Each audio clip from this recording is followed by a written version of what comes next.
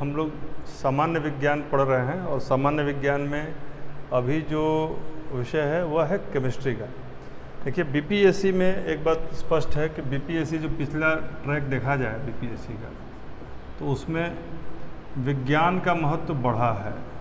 विज्ञान में अब 30 सवाल विज्ञान से पूछे जाते हैं। कितने? 30 सवाल। अब 30 में पहले किसी से कम किसी से ज़्यादा पूछते थे, लेकिन बायो से भी 10 सवाल, फिजिक्स से भी 10 सवाल और केमिस्ट्री से भी 10 सवाल। तो आज हमने बायो पहले हम कर चुके हैं और केमिस्ट्री आज हम कर रहे हैं। केमिस्ट्री यानी रसायन विज्ञान सामान्य विज्ञान का एक बहुत ही प्रमुख लेकिन छोटा हिस्सा, कॉन्क्रीट हिस्सा, और ये एक ऐसा हिस्सा है जिसमें 10 में 10 लाया जा सकता है, क्योंकि सबसे अधिक इसमें डायरेक्ट सवाल होते हैं। या तो आपको आंसर आएगा या फिर नहीं आएगा। इसलिए केमिस्ट्री को ध्यान से पढ़िए। और मेरा दावा तो कहना गलत होगा, लेकिन मुझे पूरी उम्मीद है कि जो मैं अभी बताने जा रहा हूँ अगले 1 घंटे में, यदि आपने उसको ध्यान से सुना, उसका नोट्स बनाया, अंत तक इस वीडियो को सुना और सुनने पर ज़्यादा ध्यान दिया। इस वीडियो को देखने से ज़्यादा इसको सुनना और इसको लिखना ज़रूरी है। तो आप इसको जब भी सुने तो एक नोट पेपर हाथ में रखें और 1 घंटे में यदि आपका केमिस्ट्री का 10 में 7 से 8 का सवाल इसी से आ जाएंगे तो क्या दिक्कत है। थोड़ा सा भरोसा रखें, इसको पढ़िए, इसके बाद जो कुछ भी पढ़िए। मैं थोड़ा रफ्तार में आप लोग को आज बताऊंगा क्योंकि मैटर ज़्यादा है और समय कम, तो थोड़ा तेज़ी से इसको सुनिए। और जिसका छूट जा रहा है वो बाद में वीडियो भी अपलोड हो जाएगा या फिर आपको टेलीग्राम के माध्यम से वीडियो दे दिया जाएगा, तो उससे आप इसको रिवाइंड फॉरवर्ड करके भी सुन सकते हैं। लिखना शुरू कीजिए। लिखिए, हाइड्रोजन की खोज किसने की? Answer is Cavendish. हाइड्रोजन की खोज किसने की? Answer is Cavendish. यदि पूछा है कि हाइड्रोजन का नाम किसने दिया, तो आंसर होगा लेवोसियर। लेवोसियर। तो कैवेंडिश हाइड्रोजन की खोज करने वाले कौन है? कैवेंडिश। ठीक है, कैवेंडिश। और नाम किसने दिया? तो लेवोसियर ने। लेवोसियर ने। ठीक है, तो ये 2 इन्फॉर्मेशन हुआ। तीसरा लिखिए, इलेक्ट्रॉन और न्यूट्रॉन की खोज किसने? क्योंकि देखिए इन चारों से एक सवाल आना तय रहता है। इलेक्ट्रॉन, न्यूट्रॉन, प्रोटॉन यदि आपने कर लिया तो एक सवाल आपका पक्का है। तो लिखिए, इलेक्ट्रॉन की खोज जे थॉमसन। इलेक्ट्रॉन की खोज जे थॉमसन। न्यूट्रॉन की खोज जेम्स चैडविक। प्रोटॉन का पिछली बार पूछ चुका है जो गोल्डस्टीन है, तो आप इन तीनों को लिख लीजिए, J Thomson, electron, neutron, James Chadwick, और प्रोटॉन इस बार पूछेगा नहीं। ठीक है, परमाणु क्रमांक क्या होता है? कई बार ऐसे सवाल पूछ लिए जाते हैं, परमाणु क्रमांक क्या होता है? लिखिए, नाभिक में उपस्थित प्रोटॉनों की संख्या को परमाणु क्रमांक कहते हैं। नाभिक में उपस्थित प्रोटॉनों की संख्या को परमाणु क्रमांक कहते हैं। सवाल उठता है कि परमाणु द्रव्यमान क्या होता है, जिसको परमाणु भार भी कहते हैं। तो परमाणु द्रव्यमान प्रोटॉन प्लस न्यूट्रॉन। द्रव्यमान क्या होता है? द्रव्यमान बराबर प्रोटॉन प्लस न्यूट्रॉन। इसको ध्यान से समझ लीजिए, प्रोटॉन प्लस न्यूट्रॉन। इसी से बहुत सारे कंसेप्ट ऊपर नीचे होते हैं। जब समस्थानिक पढ़ाएंगे तब इसको समझना होगा, जब समभारिक बताएंगे तब इसको समझना होगा, जब सम न्यूट्रॉनिक बताएंगे तब इसको समझना होगा, और जब हम उस तरह का विन्यास बताएंगे तो आपको इसको याद रखना होगा कि भार क्या होता है। भार होता है द्रव्यमान, द्रव्यमान होता है प्रोटॉन प्लस न्यूट्रॉन, जबकि क्रमांक क्या होता है? केवल प्रोटॉन की संख्या जो नाभिक में उपस्थित हैं। चलिए देखिए, समस्थानिक किसे कहते हैं? समस्थानिक वैसे तत्वों को कहा जाता है, एलिमेंट को कहा जाता है कि जिनका परमाणु क्रमांक समान हो। लिखिएगा जी, समस्थानिक में परमाणु क्रमांक समान। समस्थानिक में परमाणु क्रमांक समान, लेकिन द्रव्यमान भिन्न भिन्न हो। परमाणु द्रव्यमान भिन्न भिन्न, क्रमांक समान और द्रव्यमान भिन्न भिन्न, तब कहलाएंगे समस्थानिक, आइसोटोप्स कहलाएंगे। ठीक है, फिर है सम। जैसे इसका उदाहरण लिख लीजिए, जैसे हाइड्रोजन के ही जो अलग अलग फॉर्म हैं वह इसके अंतर्गत आते हैं समस्थानिक में। जैसे 1H1, 2H1, 3H1 ऐसे इसको लिख सकते हैं। ये समस्थानिक उदाहरण है 1H1। फिर 2H1 3H1। इस सब में क्या है, यह बराबर है और ऊपर वाला बदल रहा है, यानी कि इनके परमाणु क्रमांक समान है लेकिन द्रव्यमान भिन्न भिन्न है। दूसरा लिखिए समभारिक, समान परमाणु द्रव्यमान होगा लेकिन परमाणु क्रमांक अलग अलग होगा। इसमें क्या होगा, ये वाला समान होगा, नीचे वाला चेंज होता रहेगा, तो दैट इज कॉल्ड समभारिक। ठीक है, जैसे प्रोटॉन प्लस न्यूट्रॉन के योग तो समान होगा लेकिन प्रोटॉन की संख्या भिन्न भिन्न होगी। क्योंकि आप जानते हैं कि प्रोटॉन प्लस न्यूट्रॉन का योग को द्रव्यमान कहते हैं, तो यह हमेशा सेम रहेगा, या दोनों का योग सेम रहेगा, वो संख्या सेम रहेगी। ठीक है, लेकिन इसमें जो प्रोटॉन की संख्या है वो बदलती रहेगी। तो प्रोटॉन की संख्या मान लीजिए द्रव्यमान सेम रहेगा, तो प्रोटॉन की संख्या यदि बदलती रहेगी तो न्यूट्रॉन की संख्या भी बदलती रहेगी। लेकिन आपको इसमें ध्यान देना है कि प्रोटॉन की संख्या से क्रमांक निर्धारित होता है, चूँकि क्रमांक इसमें बदलता है इसलिए प्रोटॉन की संख्या बदलती रहेगी। लेकिन चूँकि द्रव्यमान प्रोटॉन प्लस न्यूट्रॉन होता है तो वह हमेशा स्थिर रहेगा, यानी उनका योग स्थिर रहेगा। तो यह कंसेप्ट समझिए।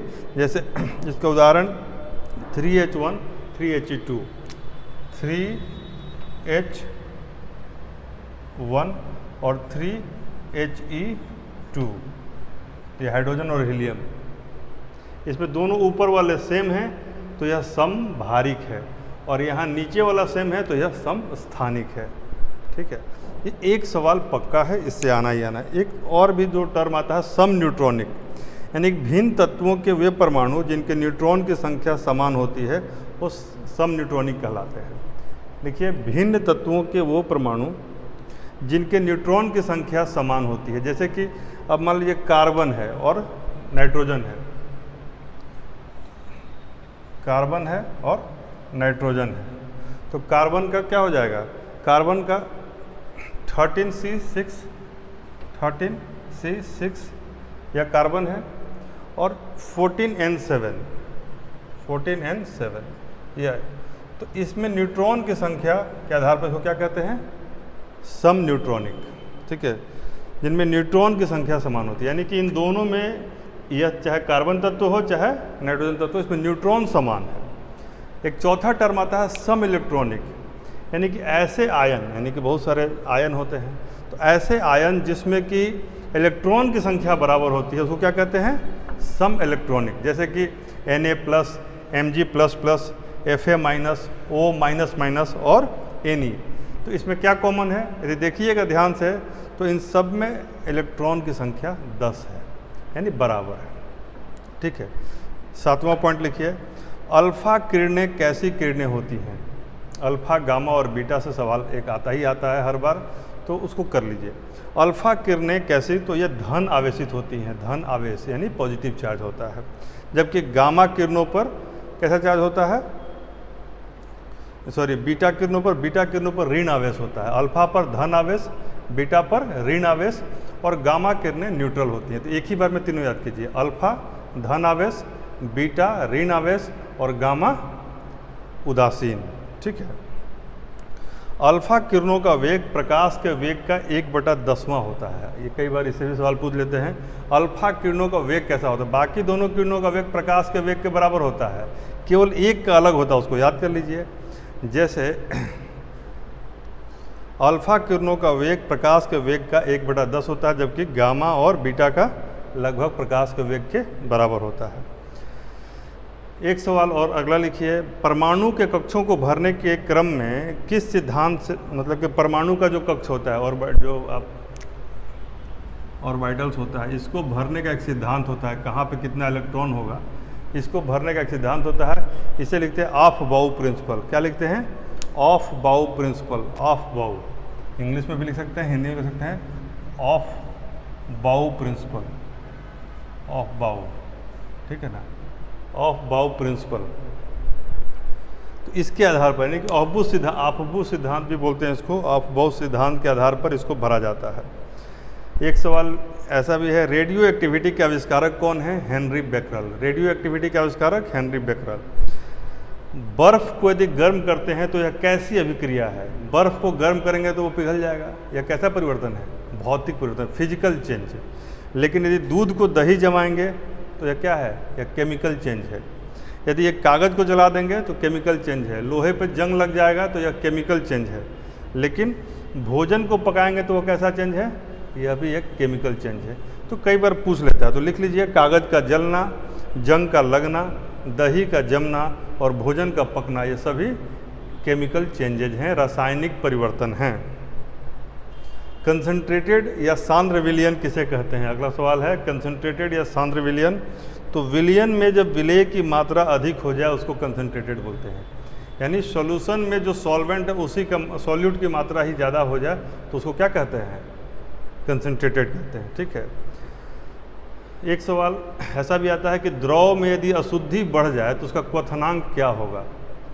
यदि द्रव अशुद्ध हो तो क्वथनांक बढ़ेगा या घटेगा? तो याद रख लीजिए, अशुद्धि बढ़ने पर क्वथनांक भी बढ़ जाएगा, अशुद्धि बढ़ेगा क्वथनांक भी बढ़ जाएगा।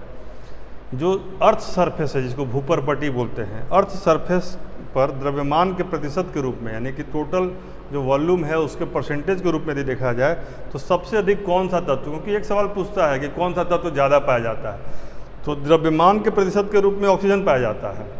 लेकिन यदि नॉर्मल पूछे कि सबसे ज़्यादा धातु कौन सा पाया जाता है तो हो जाएगा एल्युमिनियम।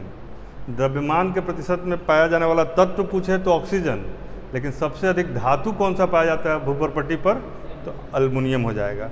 ठीक है। सर्वाधिक अभिक्रियाशील से एक सवाल पूछता है कि किसकी अभिक्रिया ज़्यादा होती है, किसको सक्रियता कम होती है।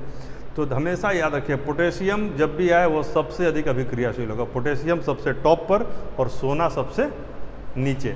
यह अभिक्रियाशीलता का एक चार्ट है, वो आप लोग देख लीजिएगा, उसमें बीच से भी सवाल आ सकता है।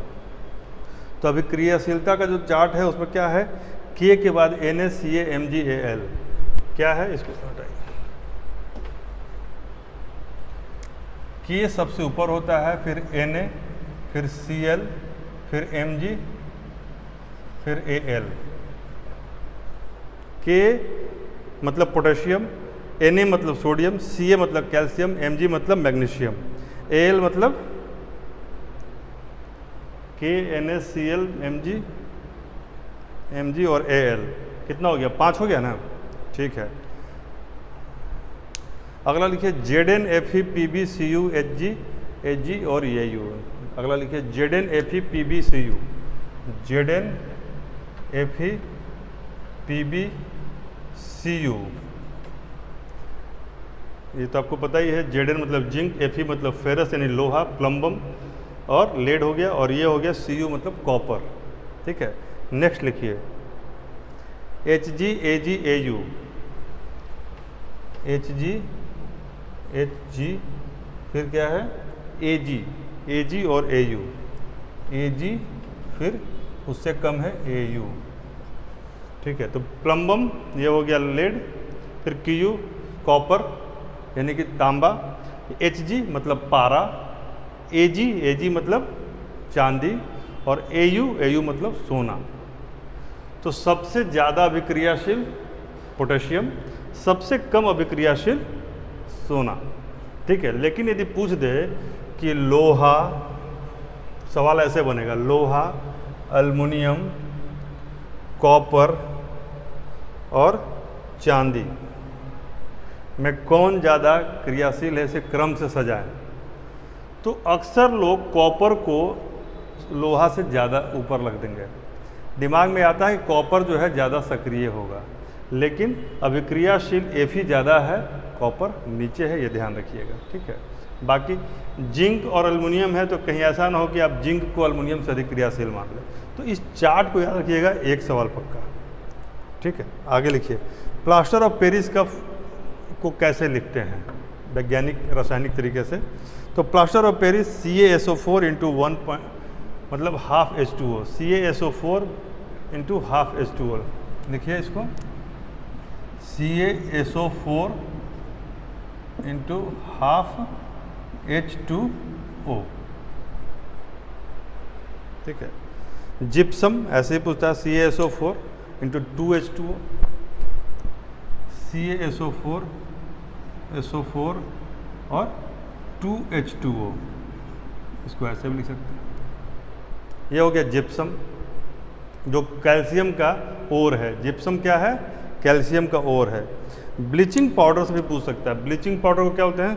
CaOCl2। ब्लीचिंग पाउडर का रासायनिक नाम क्या है? CaOCl2। CaOCl2। चलिए सब याद रख लीजिएगा, देख लीजिए, इसको आगे रिवाइंड फॉरवर्ड करके भी देख लीजिए और याद रखिए सब सवाल हैं, ये इम्पोर्टेंट सवाल हम बता रहे हैं। केमिस्ट्री बहुत बड़ा विज्ञान है और जिसमें कि आपको कई महीने लग जाएंगे पढ़ने में, और उसे यदि 1 घंटे में पढ़ना है तो थोड़ा रफ्तार में रहना होगा। देखिए कि जैसे पीतल, एक परंपरा आजकल बन गई है कि मिश्र धातु पूछता है, उसका लिस्ट आपको कुछ लिखवा दे रहे हैं, लिख लीजिए। पीतल बराबर तांबा प्लस जिंक, लिखिए पीतल बराबर तांबा प्लस जिंक। कांसा बराबर कॉपर प्लस टीन यानी Cu प्लस Sn। कांसा बराबर copper plus tin Cu plus Sn।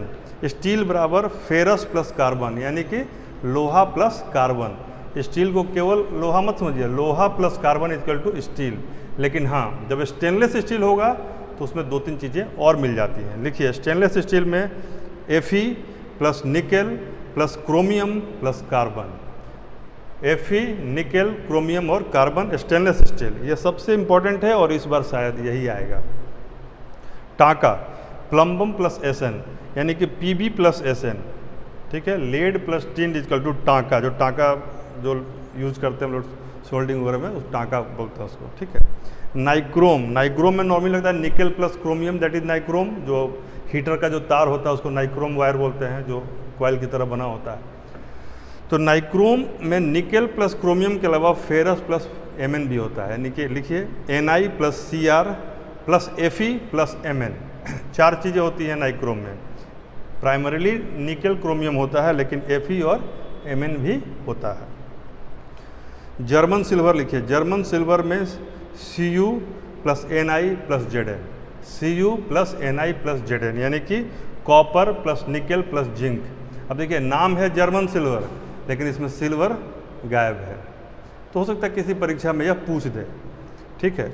German silver copper plus nickel plus zinc, ठीक है। बेल मेटल, जो घंटी बनती है ना, घंटी का जो धातु होता है उससे सवाल पूछ सकता है। उसमें कॉपर में टीन मिला होता है, उसकी जो आवाज़ में तीव्रता होती है वो इसी से बढ़ जाती है। कॉपर में टीन मिला होता है। Cu प्लस Sn, ठीक है। किस तत्व के सर्वाधिक यौगिक हैं? तो आंसर होगा कार्बन के। सर्वाधिक यौगिक किसके हैं? कार्बन के। हीरा और ग्रेफाइट के अलावा कार्बन का तीसरा अपरूप कौन है? तो उसका नाम है फुलरिन। हीरा ग्रेफाइट सभी जानते हैं, लेकिन उसका एक अपरूप है फुलरिन।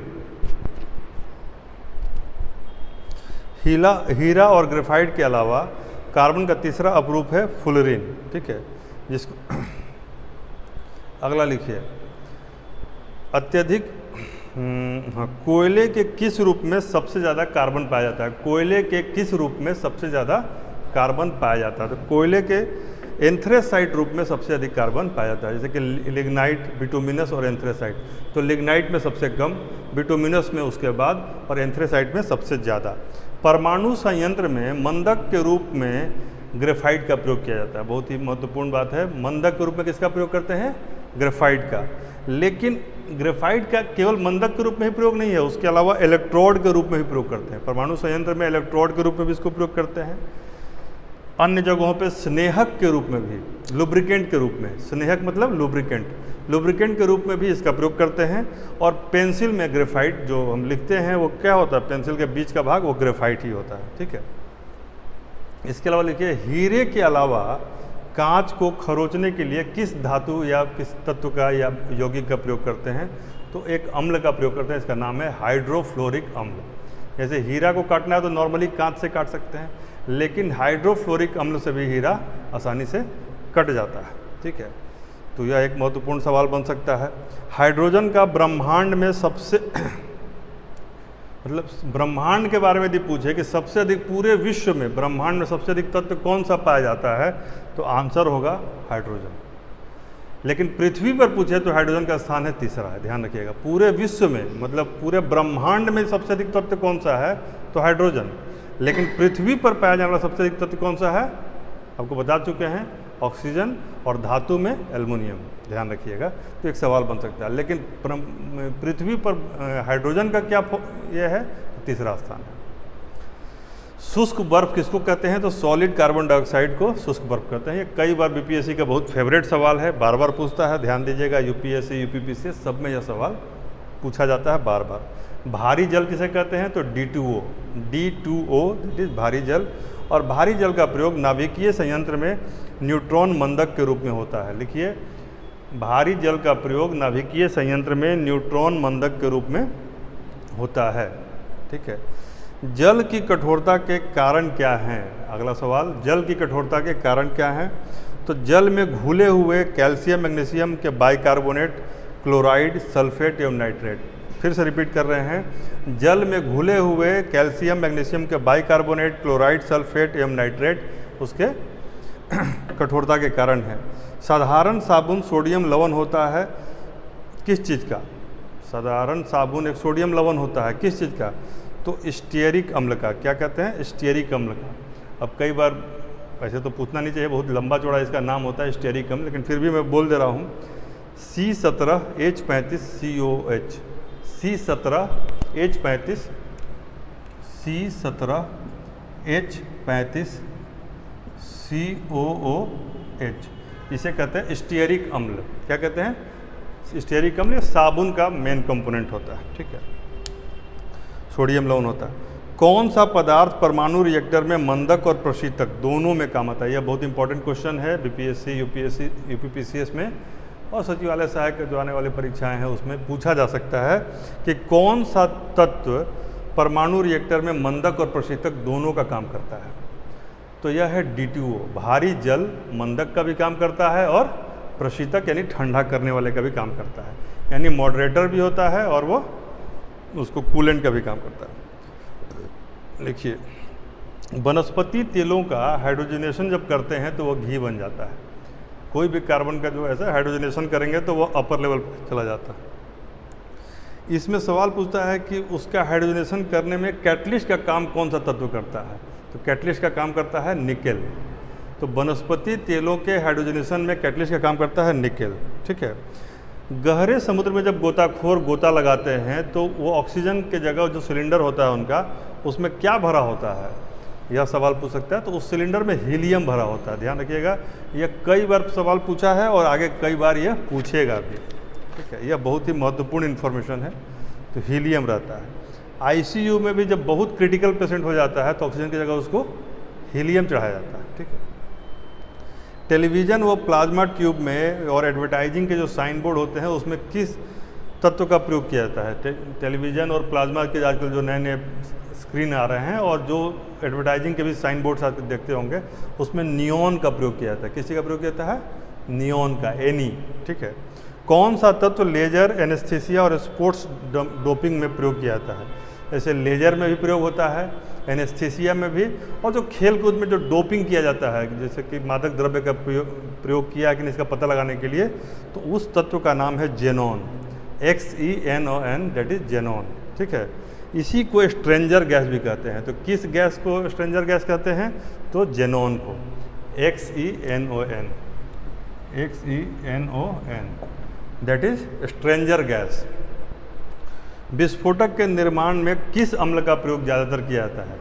विस्फोटक के निर्माण में किस अम्ल का प्रयोग किया जाता है? तो विस्फोटक के निर्माण में जो है सबसे ज़्यादा HNO3 का प्रयोग किया जाता है। HNO3 विस्फोटक के निर्माण में किस अम्ल का प्रयोग करते हैं? तो HNO3 का प्रयोग करते हैं।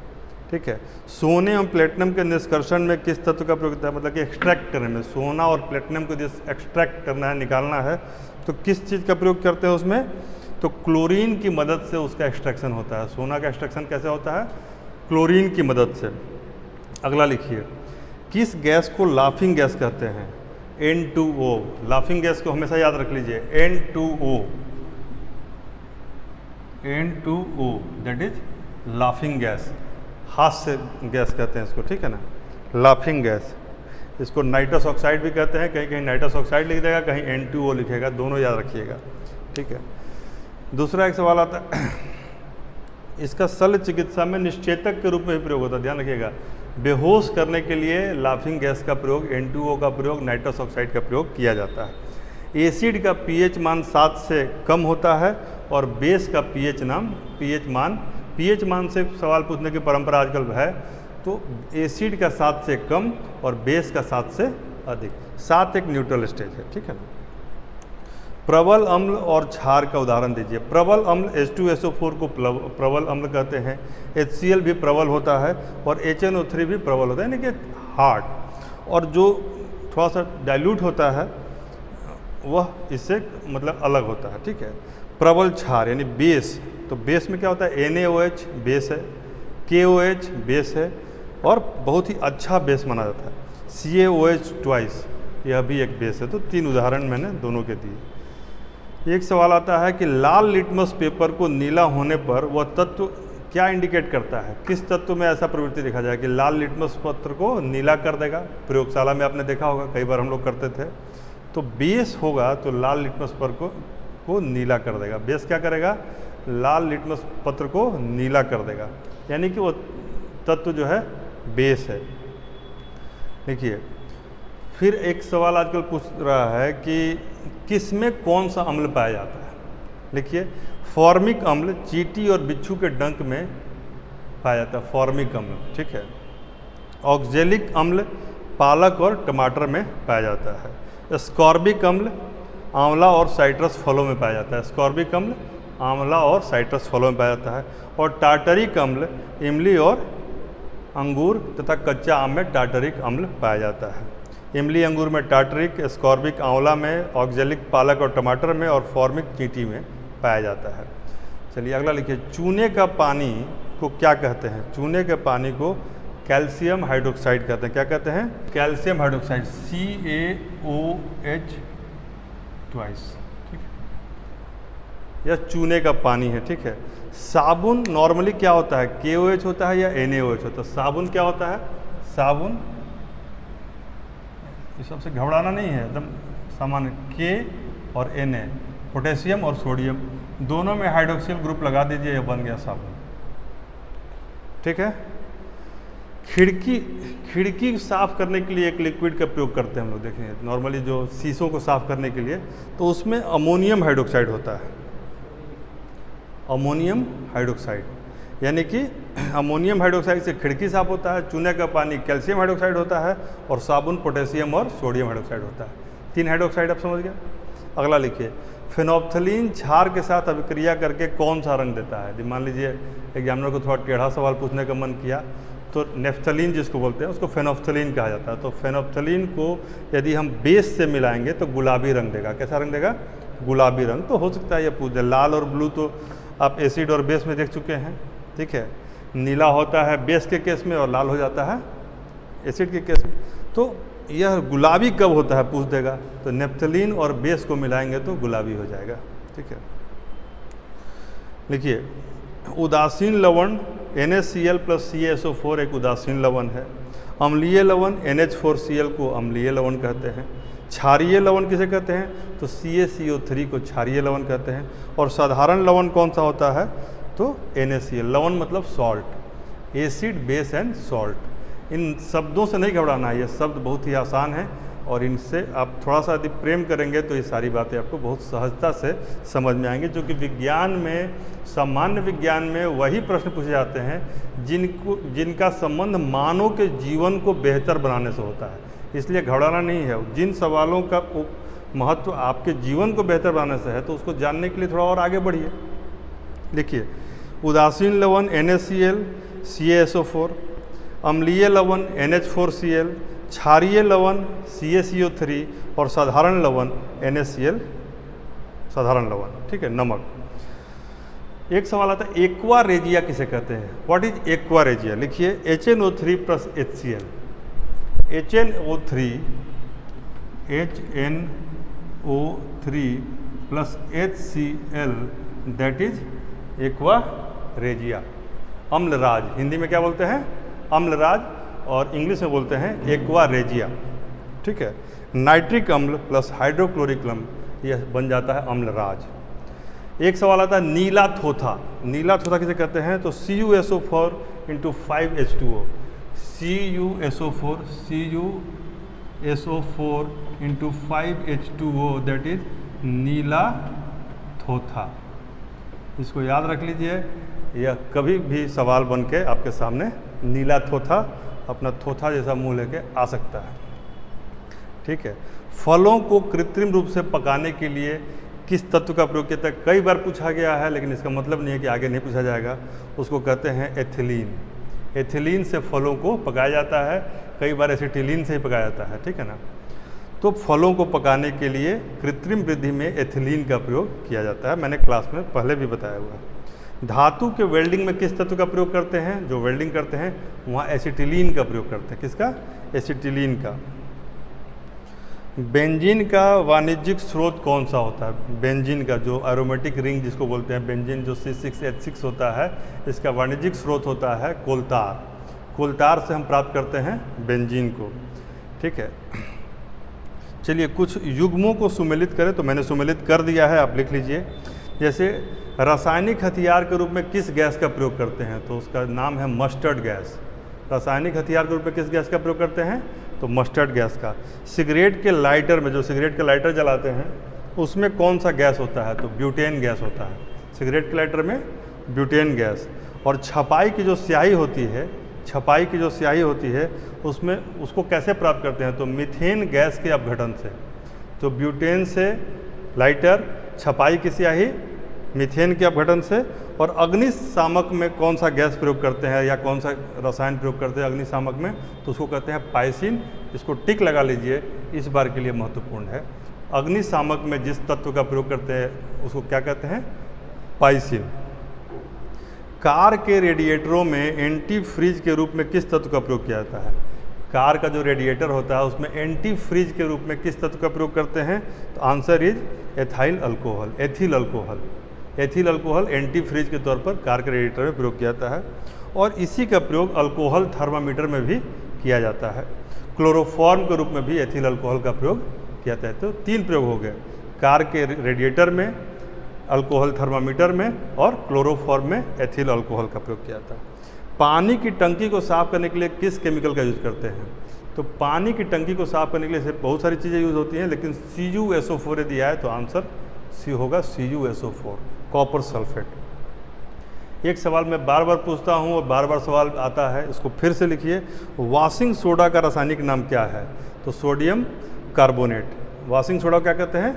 Sodium carbonate. Na2CO3। Washing soda equal to Na2CO3।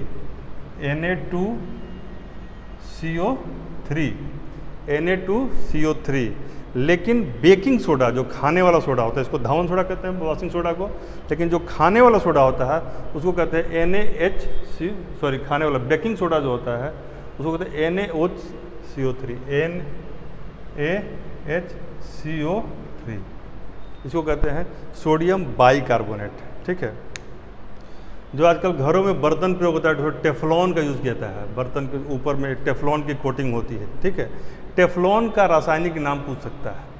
Teflon का रासायनिक नाम बताएं। तो टेफ्लॉन का रासायनिक नाम है पॉलीटेट्राफ्लोरोएथिलीन। पॉली लिखिए, पॉलीटेट्राफ्लोरोएथिलीन, PTFE। ठीक है। यह एक रासायनिक रूप से निष्क्रिय तत्व है, इसीलिए इससे कोटिंग की जाती है, ये ध्यान रखिएगा। PVC बहुत ज़्यादा यूज़ होता है पाइप बनाने में, रेनकोट बनाने में, हैंडबैग बनाने में, और ग्रामोफोन का जो रिकॉर्ड बजता है उसको बनाने में PVC का प्रयोग करते हैं। PVC का रासायनिक नाम क्या होता है? तो C2H3Cl/N। चूँकि एक पॉलीमर है तो उसमें अंत में N लगेगा। क्या पॉलीमर है इसलिए उसमें अंत में ओवरऑल N लग जाता है। तो इसका नाम क्या है? C2H3। ठीक है। और इसको इसमें N लग जाता है। क्लोरीन, अच्छा क्लोरीन तो इसमें छूट गया, C2H3Cl/N। तो यह हो गया PVC, जिससे पाइप, बैग, ग्रामोफोन का रिकॉर्ड ये सब बनता है, रेनकोट भी बनता है। ठीक है। बेल्ट को बनाने में, जो बेल्ट बनता है, बेल्ट को बनाने में किस तत्व का या धातु का प्रयोग करते हैं? तो बेल्ट को बनाने में जिस तत्व का प्रयोग होता है उसको कहते हैं नियोप्रीन। क्या नाम है? नियोप्रीन। प्राकृतिक रबड़ किसका पॉलीमर है? किसका बहुलक है? पॉलीमर का इंग्लिश होता है बहुलक, बहुलक का इंग्लिश होता है पॉलीमर। तो प्राकृतिक रबड़, जो नेचुरल रबड़ होता है, वह आइसोप्रीन का बहुलक है। किसका बहुलक है? आइसोप्रीन का। कई बार सवाल पूछा है, आगे भी पूछ सकता है। बुलेट प्रूफ जैकेट बनाने में किस तत्व का प्रयोग होता है? तो किस पदार्थ का प्रयोग होता है? तो पॉलीएमाइड। ठीक है, पॉलीएमाइड, जो कि लेक्सॉन का बहुलक है, पॉलीमर है लेक्सॉन का। ठीक है, बेकेलाइट क्या होता है? तो बेकेलाइट पूछता है कई बार। बेकेलाइट जो है वो फिनॉल प्लस फॉर्मल्डिहाइड को कहते हैं bakelite. Phenol plus formaldehyde becomes bakelite. ठीक है, मोनोकार्बोक्सिलिक अम्ल को क्या कहते हैं? तो फैटी एसिड्स कहते हैं। मोनोकार्बोक्सिलिक अम्ल को कहते हैं फैटी एसिड। और यदि कोई कहे कि मेरे पैर में दर्द है, मांसपेशियों में दर्द हो रहा है, तो इसका मतलब उसके मांसपेशियों में कौन सा तत्व जमा हो रहा है, कौन सा पदार्थ जमा हो रहा है? तो लैक्टिक एसिड। लैक्टिक एसिड जमा होने से मांसपेशी में दर्द होता है। ठीक है, यूरिक एसिड और वो जो है वो अलग कारण है, वो गांठों पे जमा होता है। लेकिन नॉर्मल यदि शरीर में बॉडी पेन हो रहा है तो that is due to lactic acid. ठीक है, मक्खन में कौन सा अम्ल पाया जाता है? लिखिए, ब्यूटारिक अम्ल। ब्यूटारिक अम्ल पाया जाता है मक्खन में। ब्यूटारिक अम्ल मक्खन में पाया जाता है। और केले में कौन सा अम्ल पाते हैं? तो केला में टार्टरिक अम्ल होता है। केला में कौन सा अम्ल होता है? टार्टरिक अम्ल। ट्राई नाइट्रोटोलिन क्या होता है? तो अमोनियम नाइट्रेट के साथ मिलकर एमेटॉल नाम का विस्फोटक बनाता है। लिखिए, TNT अमोनियम नाइट्रेट के साथ जब मिल जाता है तो एमेटॉल नाम का विस्फोटक बनाता है। किस नाम का विस्फोटक बनाता है? एमेटॉल।